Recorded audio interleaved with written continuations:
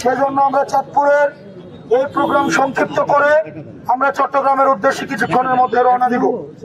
আপনারা আজকে এখানে যারা আসছেন, আমরা জানি চলমান অনেকগুলো সংকটে নাগরিক জীবন এখন দুর্বিষহ হয়ে উঠেছে। তার মধ্যে কর্মসংস্থানের অভাব, দ্রব্যমূল্যের ঊর্ধ্বগতি, লোডশেডিং এর প্রবলেম, কর্মসংস্থানের অভাব, একই সাথে সাথে আপনারা জানেন গণভোটের যে দাবি থেকে সরকারের সরে আসা, সেটি আপনাদেরকে আহত করেছে।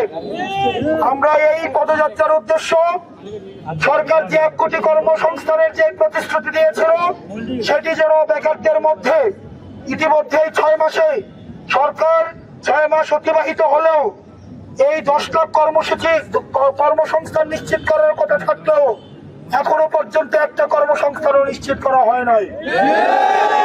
আপনারা জানেন লোডশেডিং এর মাত্রা দিন দিন বৃদ্ধি পাচ্ছে। আপনারা আগে দেখেছেন, এখন এই সরকার ক্ষমতায় আসার পরে ইরানে যুদ্ধের দোহাই দিয়ে জ্বালানি তেলের দাম বৃদ্ধি করলেও এখনো পর্যন্ত লোডশেডিং এর সমস্যা সমাধান করতে পারেনি। এবং নামমাত্র একটা অর্নামেন্টাল কমিটি করে দিয়ে আমরা দেখেছি এই সিন্ডিকেট গুলো, যারা তেলের সিন্ডিকেট করে তেলের দামকে বাড়িয়ে দিয়েছে, সরকার স্পষ্টই ব্যর্থ হয়েছে এই তেলের সিন্ডিকেটের বিরুদ্ধে ব্যবস্থা নিতে।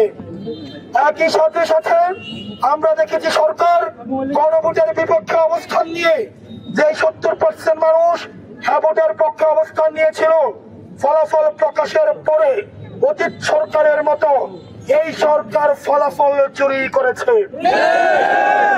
অতীতের সরকার ভোট চুরি করত, কিন্তু এই সরকার ভোটের ফলাফল চুরি করেছে।